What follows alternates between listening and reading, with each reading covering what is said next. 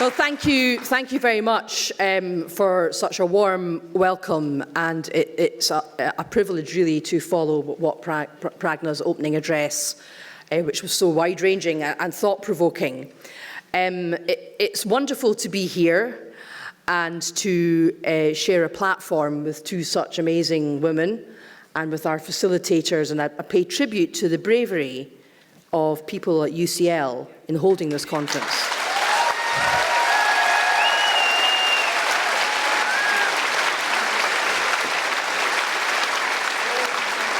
But you know, it really is ludicrous that it requires bravery to host a conference about women's rights.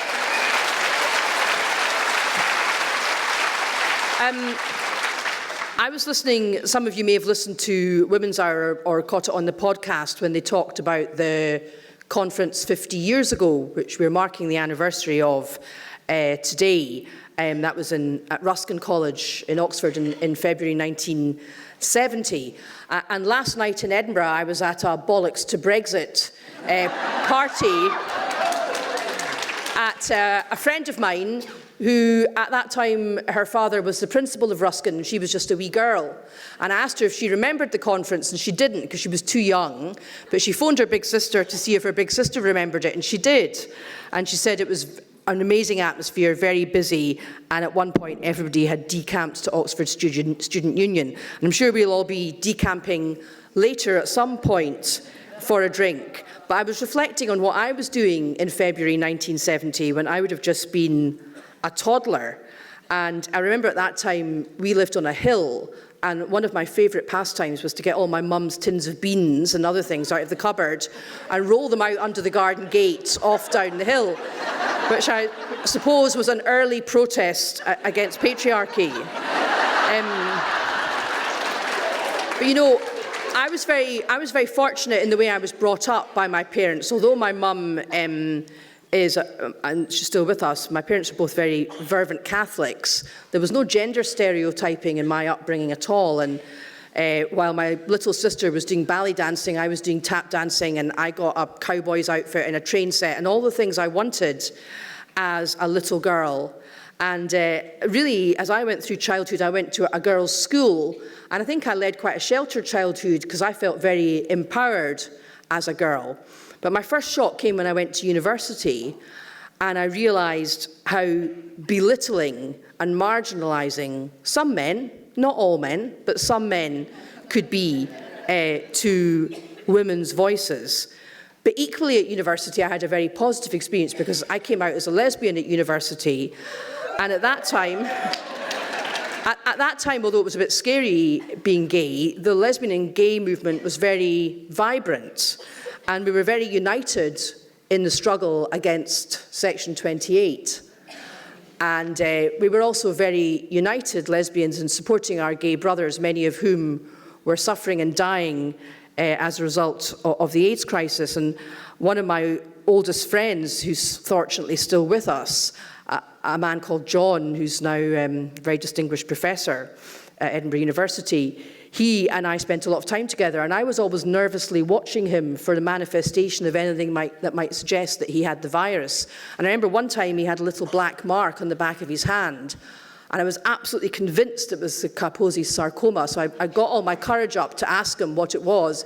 And he said, "Oh, no, I just burnt my hand when I was taking some braised fennel out of the oven," which was very, very typical of him. But I make that point not to belittle what happened, but to express my sadness about the way in which the LGBT plus movement has become fragmented over a resistance to talking about the true meaning of equal rights. When I came out, women-only space was really important. It was still a stage in Edinburgh where I was nervous of walking into a gay bar. And so to have once a month a women-only, we had a women's disco, a women-only space, was really, really important. And although I was very interested in politics as a teenager, and I was actually in the Labour Party then, I really wanted to be an MP. That was my ambition. I pretty much decided at that stage of my life that as a lesbian, I couldn't go into politics because I saw what happened to Peter Tatchell in the Bermondsey by-election, and I realised that it was very difficult to be a gay person in British public life, and goodness me, how much that has changed and how wonderful it is that that has changed. But I instead pursued a career in the law, and when I was young and a postgrad, I spent quite a lot of time working on rape shield legislation in Scotland and evaluating it. And then I went on during my career as a barrister in Scotland to spend some time as a specialist sex crimes prosecutor. So I think that experience made me acutely aware of the need for the sex-based protections in the Equality Act and the need for women-only space.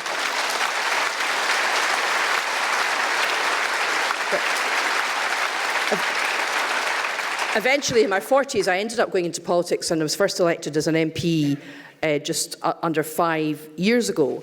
And I have to say that after a career in the law, I have encountered way more misogyny in politics than I ever encountered in the law. And I do wonder why that is. And I suppose when I was thinking what I was going to say today, I was thinking I might entitle what I was going to say My Journey Back to Radical Feminism, because I might have started out there, forgot about it for years, being lulled into a false sense of security in the legal world, and then entering politics again, realising how much misogyny is still a problem. And a couple of years ago, just before the 2017 general election, Amnesty International carried out research into abuse of female politicians online. You may remember that Diane Abbott was the most abused female politician, female MP in Britain by a country mile, because she gets it not just because she's a woman, but also because she's black. But I was a bit surprised to find out that I was the second most abused female MP. And then up there in the top 5 were a sort of motley crew of, I think, Emily Thornberry, Anna Soubry, and Amber Rudd. But it was it was a salutary lesson, and it made me start to think about what was going on there and why it is that female politicians receive so much more online abuse than male politicians.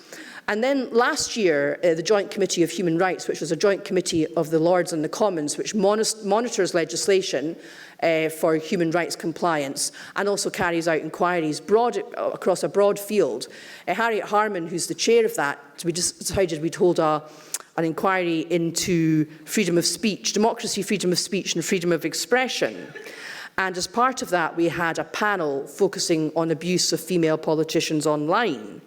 And it was at that stage that I decided to stick my head above the parapet about my concern that Twitter were ignoring sex-based abuse and silencing women's free speech in relation to certain debates.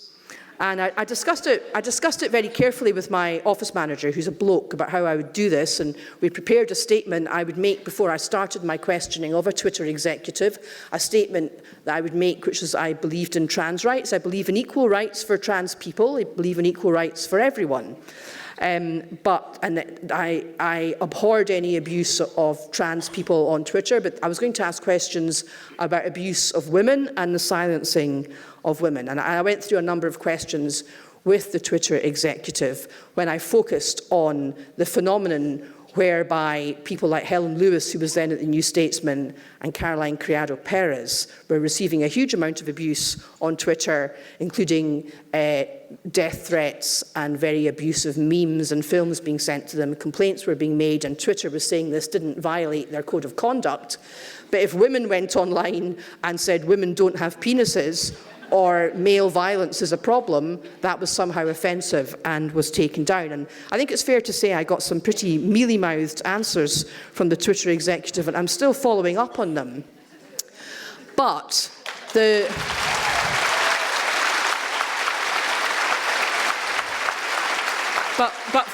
But for me, the consequences of asking those questions in my legitimate role as a Member of Parliament on a parliamentary committee were really quite phenomenal. And at one point, I thought that was probably going to destroy my political career. First of all, I started to receive the same sort of death threats as Helen and Caroline had been receiving, and one of them was quite concerning because it seemed to have a knowledge of my whereabouts in Edinburgh on a particular day, and my office manager consulted the Metropolitan Police and Police Scotland, and they said yes, it was concerning, and I had to have a police escort at my very douce little surgery in one of Edinburgh's poshest suburbs at the library. But, you know, that's what we're talking about. And then various allegations against me and my office manager raised their heads in the Scottish newspapers, which fortunately, allegations of bullying, fortunately when I was able to get them investigated by the Parliamentary Standards Commissioner, I was completely exonerated. But I have no doubt that part of the motivation of those allegations was an attempt to smear and silence me because of what I'd said at the Joint Committee on Human Rights. And then the beloved pink news that we all know and love so much.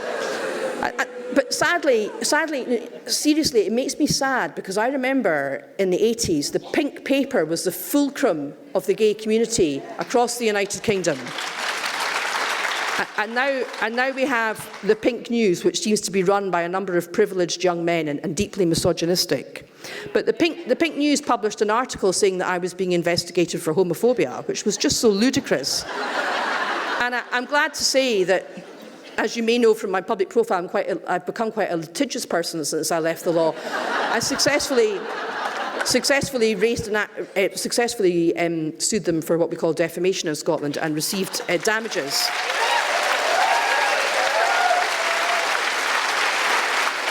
Which, tempting as it was to go on a round-the-world cruise on some sort of lesbian cruise boat, I donated them to the lesbian and gay immigration group. But the reason I'm mentioning this is just an illustration of what happens to women in public life when they dare now to defend women's rights. And I think there's something very wrong there. Now, obviously, there's a very lively debate going on in Scotland just now about the SNP's planned reforms to the Gender Recognition Act, and a lively debate within my party. And I think something also that fed into the demonisation of me in the Scottish media was the fact that I was one of 15 SNP politicians who signed a letter not calling for a halt, but just calling for a more open debate and a discussion about the impact that the Gender Recognition Act might have on sex-based rights. And my colleague and friend Joan McAlpine, who's been such a hero of the women's movement in Scotland, she'll speak a bit about that later, so I'm not going to really say much more at the moment other than to say that I really believe that women's rights are human rights, and I strongly believe in equal rights for everyone, and of course that includes trans people. But their rights, it has never before been any part of the movement for equality or equal rights that one group's rights should trump another's.